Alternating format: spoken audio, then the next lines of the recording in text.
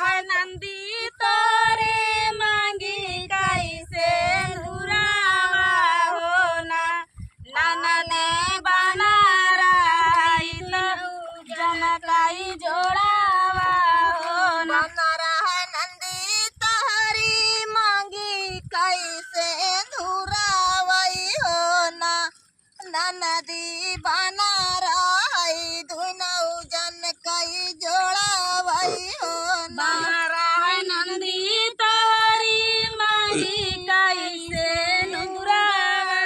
होला ननदी